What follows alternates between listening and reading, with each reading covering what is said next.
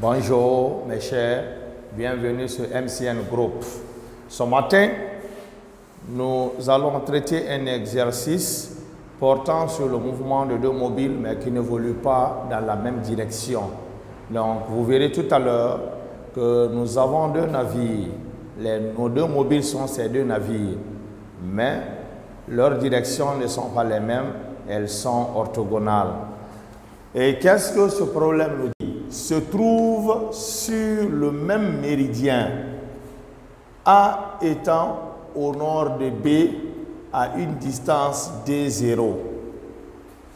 A se dirige vers l'est à la vitesse VA et B vers le nord à la vitesse VB.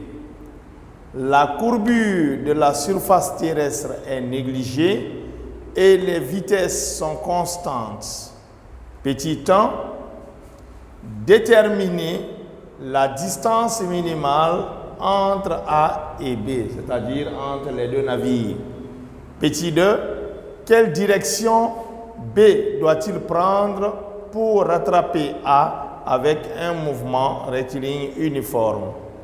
Déterminer la durée de la poursuite. Pour cela, nous allons essayer de schématiser notre problème pour mieux comprendre. Et ici, vous avez les méridiens que nous avons représentés en traits bleus et les parallèles qui sont des lignes imaginaires mais parallèles à l'équateur. Et comme vous le voyez, vous avez ici les deux navires A et B. Le navire A qui est là et le navire B. Pourquoi A est ici? Parce que le problème nous dit clairement A étant au nord de B. Donc, en observant les 4 points cardinaux, nous avons l'est, l'ouest, le nord et le sud. Donc, le nord est en haut, le sud en bas, l'est et l'ouest. Donc, A est au nord de B, c'est-à-dire A est au nord et B. Voici les deux navires se trouvent sur le même méridien. Je dis bien les deux navires se trouvent sur le même méridien, A au nord de B. Donc c'est sur la même ligne que nous avons représenté les deux navires. Mais qu'est-ce que le problème nous dit concernant la direction de leur mouvement? On dit la courbure de la surface terrestre est négligée et les vitesses sont constantes. On remonte un peu plus haut. On dit A se dirige vers l'est. Donc la direction de A est connue. A se dirige vers l'est.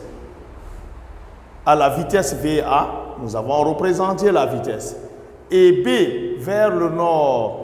Vers le nord, B se dirige vers le nord à la vitesse VB. A vers l'est à la vitesse VA. Cela signifie que les directions des deux navires ici sont orthogonales. Elles ne sont pas collinéaires. Et maintenant, qu'est-ce que nous allons faire pour répondre à la première question? Après avoir fini de schématiser, nous allons exprimer la distance en fonction du temps entre les deux navires. Et vous le constatez ici que les deux navires A et B, étant sur le même méridien, bougent simultanément, c'est-à-dire qu'en même temps. Donc B se dirigeant vers le nord, A vers l'est.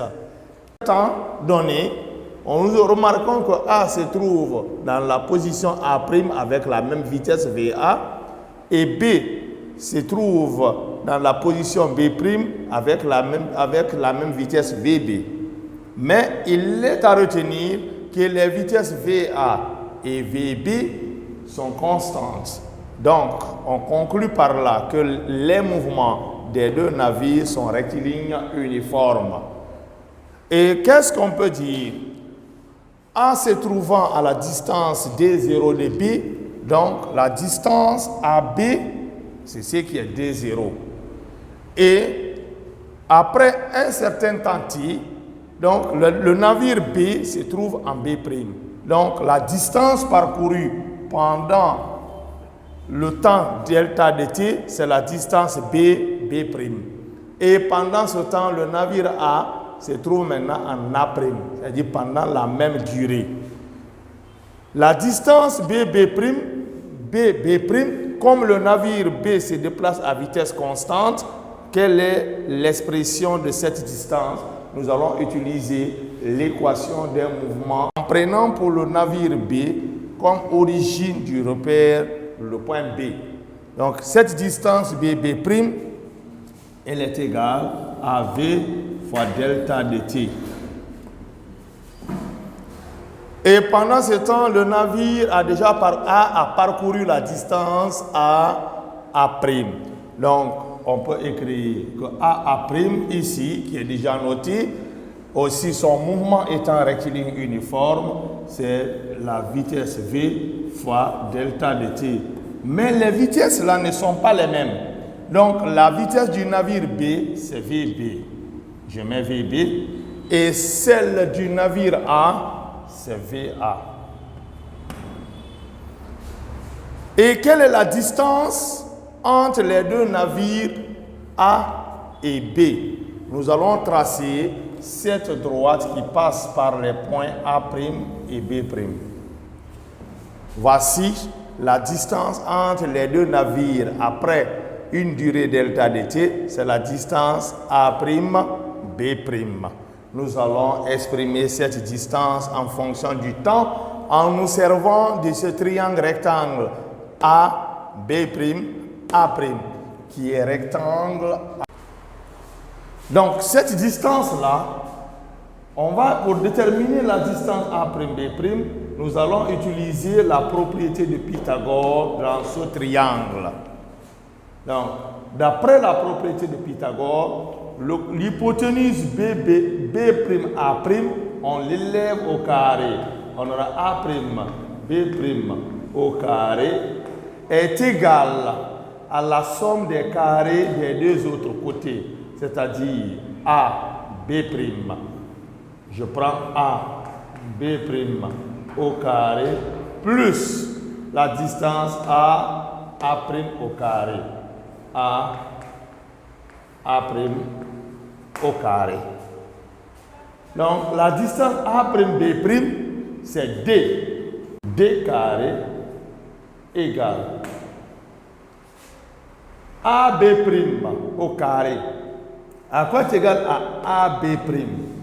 Nous savons que, écrivons d'abord AB' au carré plus A'. A', c'est VA fois delta de T, le tout au carré. Et AB' au carré, on va l'exprimer. À quoi est égal à AB'? Observons ici un peu. AB', c'est AB qui est D0, c'est AB moins B'. Donc, AB, c'est AB' plus BB'. Donc, en tirant AB', on obtient AB moins BB'. AB' égale AB. À quoi est égal à la distance AB? C'est ce qui est D0. J'écris égal à D0 moins BB', qui est fois delta de T. Donc, on peut ici remplacer dans cette équation star, on a D carré égale AB'. J'écris D0 moins V fois delta de T, VB, le tout au carré, plus VA fois delta de T, le tout au carré. On peut l'appeler aussi X. J'écris grand X au carré égale D0 moins VB et là delta de T, et ici on peut écrire delta de T égale à T pour simplifier, parce que à l'instant où les deux navires, c'est-à-dire que c'est deux places, c'est-à-dire que A se dirigeant vers l'est et B vers le nord, cet instant-là est choisi comme instant initial, l'instant T0 qui est égal à 0. Plus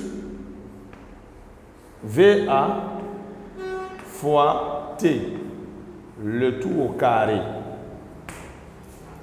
X égale. Nous allons développer ici. Nous avons la forme A moins B, le tout au carré, qui est égal à A au carré, à D0 au carré, 2 fois D0 fois VB fois T, plus B au carré, avant VB fois T au carré. Je ferme la parenthèse, plus, et ici je lève au carré, j'aurai VA au carré fois T au carré. Mais ici, attention, en élevant la partie là au carré, nous devons élever VB au carré. Nous allons supprimer la parenthèse, nous avons X égale, et nous allons développer, et nous allons réduire, suivre. Et ici, nous avons VBT carré et là, VAT carré. On peut factoriser par T carré. On a VA au carré plus VB au carré, le tout fois T au carré. Donc, ceci-là sont déjà représentés ici. Ensuite, moins 2 fois VB fois D0 fois T, ici qui est là, plus D0 au carré. Voici la distance en fonction du temps. Je vais souligner l'expression de la distance en fonction du temps. Mais on demande de déterminer la distance minimale. Et ici, notre fonction, c'est la fonction distance. Et nous constatons qu'en fonction du temps, c'est une fonction du second degré de t. Donc, la représentation graphique est une parabole. Donc, cette parabole-là admet un extrémum. Donc, pour trouver cet extrémum, il faut dériver. Donc, dériver et trouver la valeur de t au cours de laquelle la distance est minimale. Pour cela, nous allons dériver x. La distance est minimale si la dérivée de x par rapport au temps, la variable étant t, est égale à 0. Nous allons dériver, nous avons 2 facteurs VA carré plus VB carré fois T. Et là, on dérive ça, on obtient moins 2 fois VB fois D0. Et là, c'est une constante, D0 ici c'est une constante, donc tout ceci est égal à 0. À partir de là, je vais tirer l'expression de T. T égale. En faisant passer ce niveau, donc on aura T égale, d'après cette expression, le 2 et le 2 se simplifient, on aura VB fois D0 sur VA au carré plus VB au carré. Donc, à cet instant-là, la distance entre les deux navires A et B est minimale. Donc, nous allons utiliser l'expression de T. Nous allons prendre cette expression et remplacer dans l'expression de X qui est la distance entre les deux navires. Pour cela, remplaçons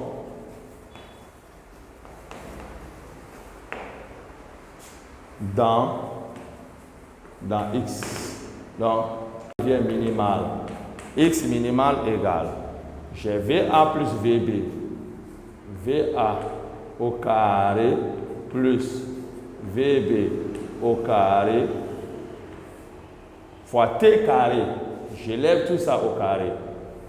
Quand je lève au carré, j'ai VB carré fois D0 au carré sur, et là le dénominateur, je le lève au carré. Ici j'ai VA au carré plus VB au carré, le tout au carré. Voici T là est élevé au carré.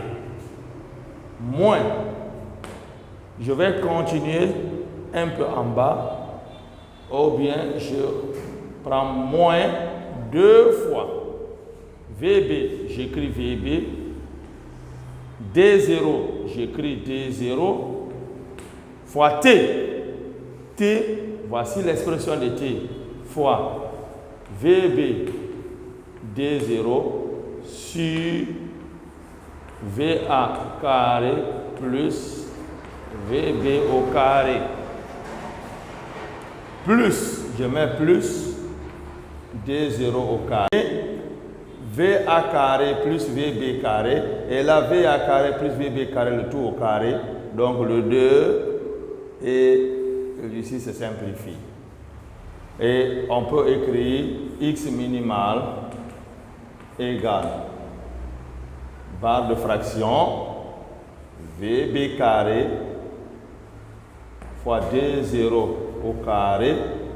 Le dénominateur, nous avons VA au carré plus VB au carré.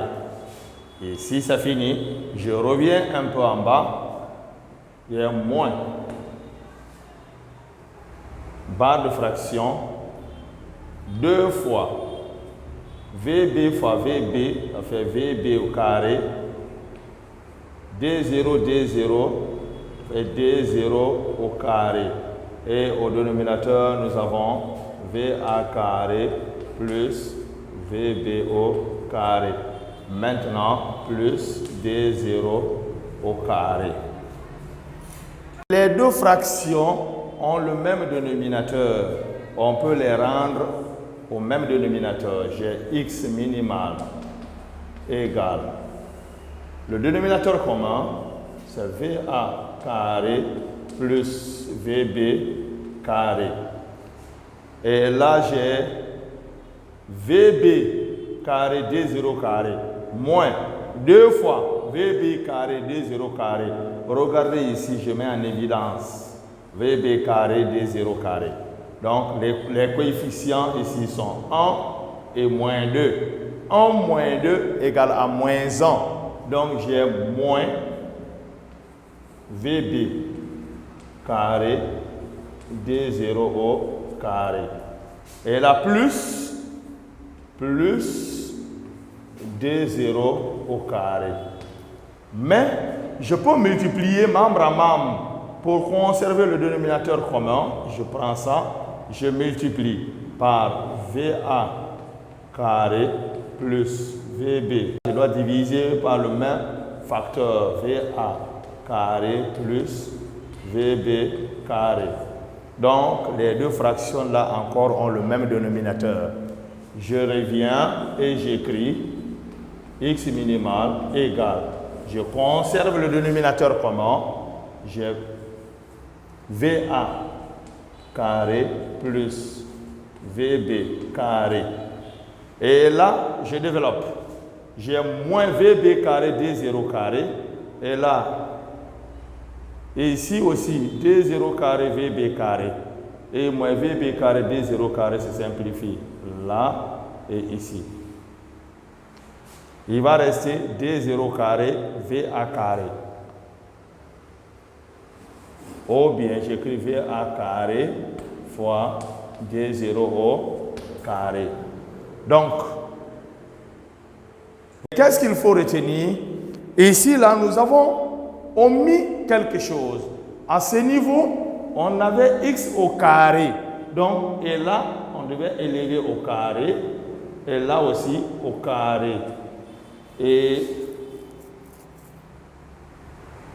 Comme je le disais, ici, nous avions x carré. Donc, on va revenir un peu pour rectifier. Parce que là, ça c'était x au carré, c'est-à-dire la distance entre les deux navires.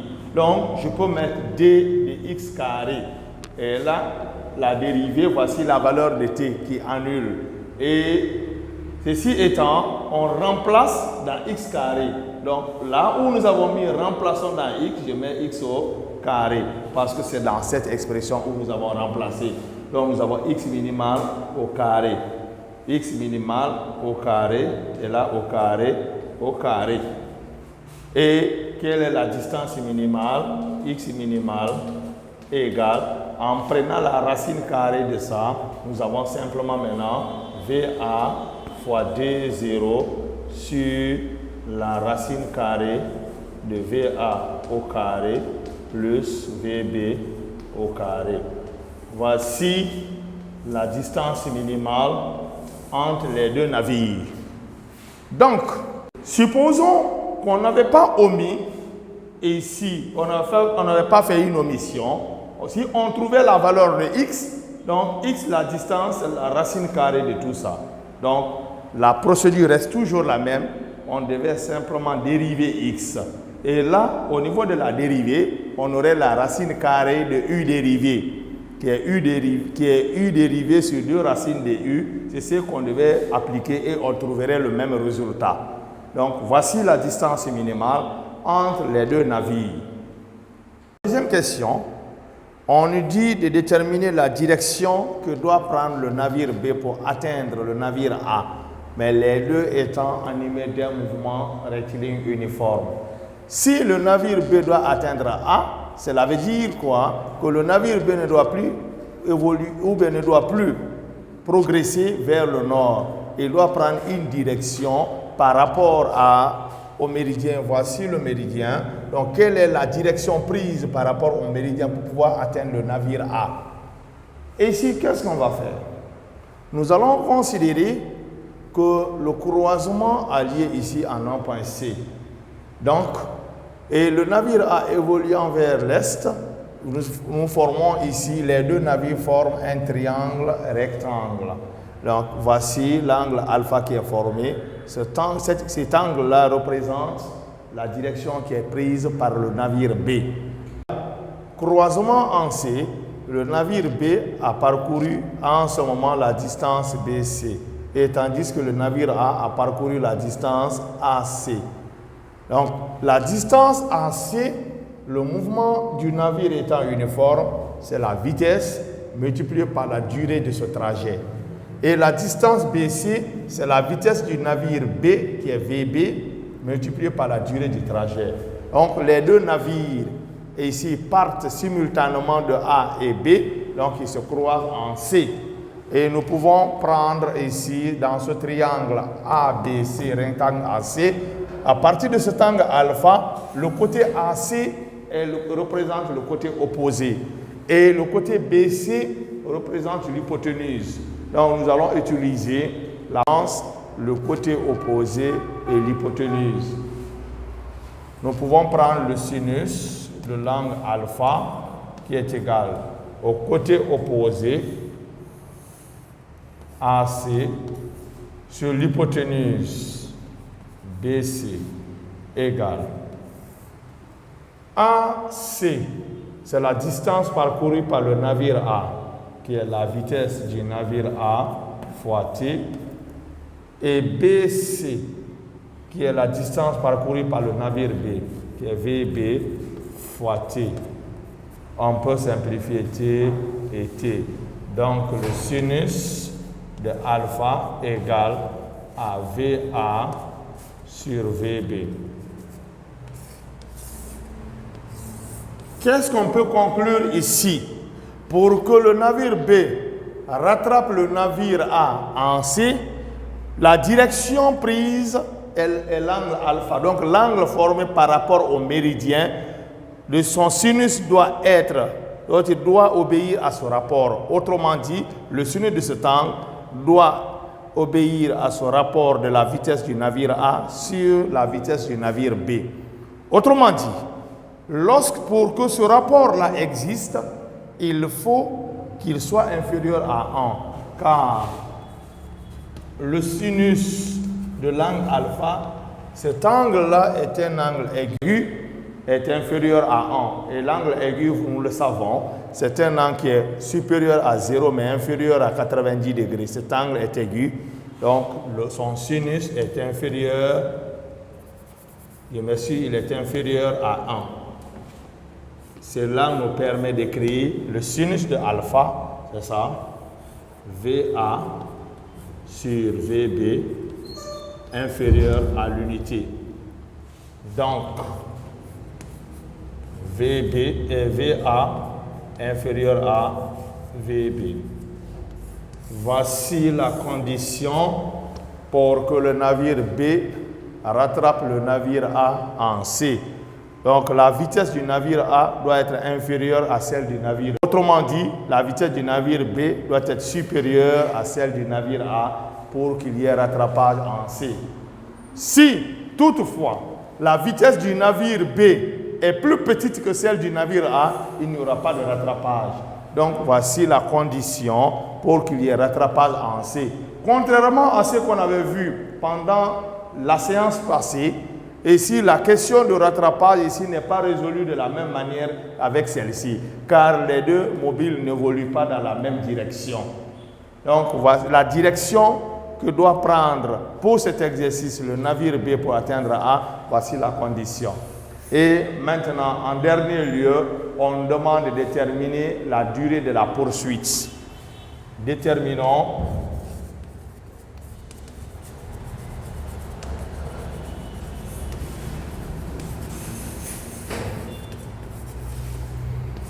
qui? C'est ce qu'il faut savoir. C'est le navire B qui poursuit le navire A. Donc B veut rattraper A. Donc le rattrapage a eu lieu en C. Comment déterminer la durée, le temps mis par le navire B pour rattraper le navire A en C? Donc ici, là, sur ce schéma, nous avons représenté les vitesses des deux navires. Voici, pendant le rattrapage, voici la direction de la vitesse du navire B et celle du navire A. Et dans ce même triangle, A, B, C, nous allons appliquer la propriété de Pythagore et qui nous dit que le carré de l'hypoténuse est égal à la somme des carrés des deux autres côtés. Ici, A, B carré plus AC carré. BC, je remplace BC. BC, nous l'avons déjà, c'est VB fois T. Alors VB fois T, le tout au carré égale AB, la distance AB, les deux navires sont distants de D0.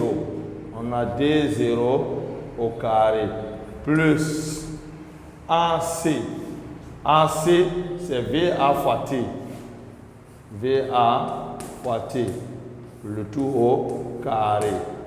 On obtient ici VB carré fois T au carré égale D0 au carré plus VA au carré fois T au carré. Nous allons regrouper les termes en T carré. On a VB carré fois T au carré. VA, en passant, ça devient moins VA. Moins VA au carré fois T au carré est égal à D0 au carré.